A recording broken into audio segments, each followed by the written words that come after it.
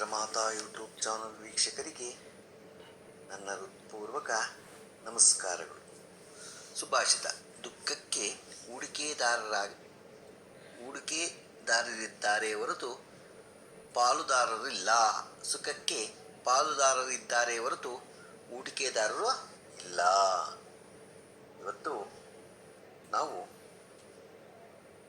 ಅರಳಿ ಮರದ ಬಗ್ಗೆ ತಿಳ್ಕೊಳ್ಳೋಣ.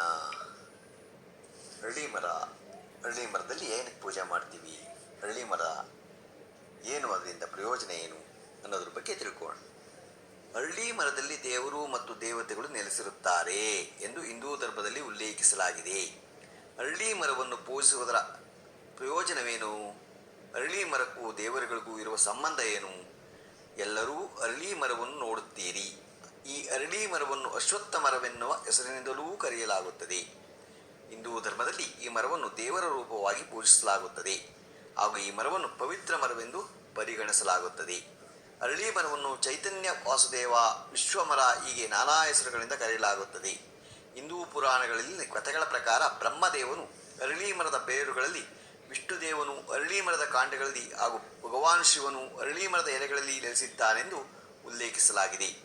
ಅರಳಿ ಮರವನ್ನು ಪೂಜಿಸುವುದರಿಂದ ನಾವು ಈ 5 ಅದ್ಭುತ ಪ್ರಯೋಜನಗಳನ್ನು ಪಡೆದುಕೊಳ್ಳಬಹುದು. ಶನಿವಾರ ಅರಳಿ ಮರದ ಪೂಜೆ ಛಾಂದೋಗ್ಯ ಉಪನಿಷತ್ ಮತ್ತು ಅಥರ್ವ ವೇದಗಳಲ್ಲಿ ಅರಳಿ ಮರವನ್ನು ದೇವರ ಸ್ವರ್ಗವೆಂದು ಪರಿಗಣಿಸಲಾಗಿದೆ. ಶನಿವಾರದಂದು ವಿಷ್ಣು ಮತ್ತು ಅವನ ಸಂಗಾತಿಯಾದ ಲಕ್ಷ್ಮಿ ಈ ಮರದ ಮೇಲೆ ವಾಸಿಸುತ್ತಾರೆ ಎಂಬುದು ಹಿಂದೂ ಧರ್ಮದಲ್ಲಿನ ನಂಬಿಕೆಯಾಗಿದೆ. ಆದ್ದರಿಂದ ಶನಿವಾರದ ದಿನದಂದು ಈ ಮರದ ಬೇರುಗಳಿಗೆ ನೀರನ್ನು ನೀಡುವುದು ಅದೃಷ್ಟವನ್ನು ತರುತ್ತದೆ ಎನ್ನುವ ನಂಬಿಕೆ ಇದೆ.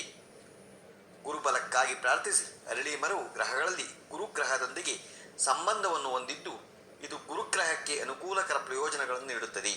ಈ ಕಾರಣಕ್ಕಾಗಿ ಅರಳಿ ಮರಕ್ಕೆ ಪ್ರಾರ್ಥನೆಯನ್ನು ಸಲ್ಲಿಸುವುದು ಗುರುಗ್ರಹದ ಲಾಭವನ್ನು ನೀಡುತ್ತದೆ. ಯಾವ ವ್ಯಕ್ತಿಯು ಜಾತಕದಲ್ಲಿ ಗುರುಗ್ರಹ ದುರ್ಬಲವಾಗಿರುತ್ತದೆಯೋ ಅಥವಾ ಗುರು ದೋಷ ಇರುತ್ತದೆಯೋ ಅವರು ಅರಳಿ ಮರವನ್ನು ಪ್ರಾರ್ಥಿಸಬೇಕು. ಇವುಗಳಿಂದ ರಕ್ಷಣೆ ಪಡೆಯುವಿರಿ. ಅರಳಿ ಮರವನ್ನು ಪೂಜಿಸುವುದರಿಂದ ಜನರು ಶತ್ರುಗಳಿಂದ ಮತ್ತು ಸಾಂಕ್ರಾಮಿಕ ಕಾಯಿಲೆಗಳಿಂದ ತಮ್ಮನ್ನು ರಕ್ಷಿಸಿಕೊಳ್ಳಲು ಸಹಾಯ ಮಾಡುತ್ತದೆ. ಶ್ರೀಕೃಷ್ಣ ಪರಮಾತ್ಮನು ಅರಳಿ ಮರದಲ್ಲಿ ವಾಸಿಸುತ್ತಾನೆ ಮತ್ತು ಅರಳಿ ಮರವನ್ನು ಗೌರವಿಸುವವರಿಗೆ ಮತ್ತು ಆರಾಧಿಸುವವರಿಗೆ ದೈವಿಕ ಭಗವಂತನಾದ ಶ್ರೀಕೃಷ್ಣ ಪರಮಾತ್ಮನು ಕರುಣೆ ಮತ್ತು ಪ್ರೀತಿಯನ್ನು ನೀಡಲಾಗುತ್ತದೆ ಎಂದು ಪವಿತ್ರ ಗ್ರಂಥ ಶ್ರೀಮದ್ ಭಗವದ್ಗೀತೆ ಹೇಳುತ್ತದೆ.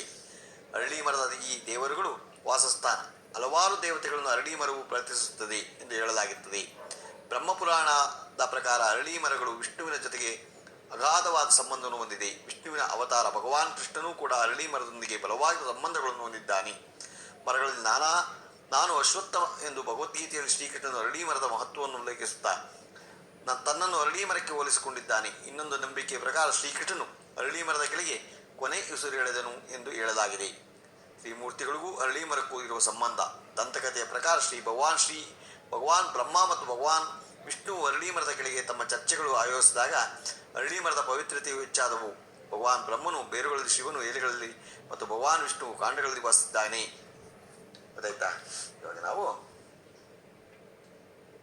ಮೂಲತೋ ಬ್ರಹ್ಮರೂಪಾಯ ಮತ್ತೋ ವಿಷ್ಣು ರೂಪಿಣಿಯ ಕೃತ ಶಿವರೂಪಾಯ ವೃಕ್ಷರಾಜಾಯ ತೇ ನಮಃ ಅಂತ ಹೇಳ್ಕೊಂಡು ಆ ಮರವನ್ನು ಸುತ್ತಾಕಿ ನಾವು ಅದಕ್ಕೆ ನೀರಾಕಿ ನಮಸ್ಕಾರ ಮಾಡಿದ್ರೆ ಬಹಳ ಒಳ್ಳೆಯದಾಗತ್ತೆ. ನಾವೀಗ ಅರಳಿ ಮರದ ಬಗ್ಗೆ ತಿಳ್ಕೊಂಡ್ವು. ಈಗ ದಿನಪಂಚಾಂಗದ ಬಗ್ಗೆ ತಿಳ್ಕೊಳ್ಳೋಣ. ದಿನಾಂಕ 18/8/2024 ಭಾನುವಾರ, ಶ್ರೀ ಕ್ರೋಧಿನಾಮ ಸಂವತ್ಸರ, ದಕ್ಷಿಣಾಯನ, ವರ್ಷ ಋತು ಶ್ರಾವಣ ಮಾಸ, ಶುಕ್ಲಪಕ್ಷ, ತಿಥಿ ಚತುರ್ದಶಿ, ರಾತ್ರಿ 2:19, ನಕ್ಷತ್ರ ಉತ್ತರಾಷಾಢ, ಬೆಳಿಗ್ಗೆ 9:43, ಮಳೆ ಮಖ 1ನೇ ಪಾದ, ರಾಹುಕಾಲ 5 ಗಂಟೆ 9 ನಿಮಿಷದಿಂದ 6 ಗಂಟೆ 42 ನಿಮಿಷ ತನಕ ಇದೆ. ಗುಳಿಕಕಾಲ 3:35ರಿಂದ 5 ಗಂಟೆ 9 ನಿಮಿಷ ತನಕ ಇದೆ. ಯಮಗಂಡ ಕಾಲ 12:27ರಿಂದ 2 ಗಂಟೆ 1 ನಿಮಿಷ ತನಕ ಇದೆ. ಇವತ್ತು ಯಾರು ಹುಟ್ಟುಹಬ್ಬ ಆಚರಿಸ್ಕೊತಿದ್ರು, ಮದುವೆಯಾದ ದಂಪತಿಗಳು ವಾರ್ಷಿಕೋತ್ಸವ ಆಚರಿಸುವವರಿಗೆ ನಮ್ಮ ಹೆಬ್ಬಳಲು ಶ್ರೀ ಚಕ್ರಮಾತಾ ಯೂಟ್ಯೂಬ್ ಚಾನಲ್ ಕಡೆಯಿಂದ ಶುಭ ಕಾಮನೆಗಳನ್ನು ತಿಳಿಸ್ತೀವಿ. ದೇವರು ಅವರಿಗೆ ಆಯಸ್ಸು, ಆರೋಗ್ಯ, ಐಶ್ವರ್ಯ ಎಲ್ಲ ಕೊಟ್ಟು ಕಾಪಾಡಲಿ ಅಂತ ನಾನು ಕೇಳ್ಕೊತೀನಿ. ನಮ್ಮ ಹೆಬ್ಬಳಲು ಶ್ರೀ ಚಕ್ರಮಾತಾ ಯೂಟ್ಯೂಬ್ ಚಾನಲ್ ಯಾರು ಸಬ್ಸ್ಕ್ರೈಬ್ ಆಗಿರು ದಯಮಾಡಿ ಸಬ್ಸ್ಕ್ರೈಬ್ ಆಗಿ. ನಿಮ್ಮದೇ ಚಾನಲ್ ಆಗಿದ್ದರಿಂದ ನಮ್ಮ ಲಿಂಕನ್ನು ಬೇರೆ ಗ್ರೂಪ್ಗೆ ಫಾರ್ವರ್ಡ್ ಮಾಡಿ. ನಮಸ್ಕಾರಗಳು.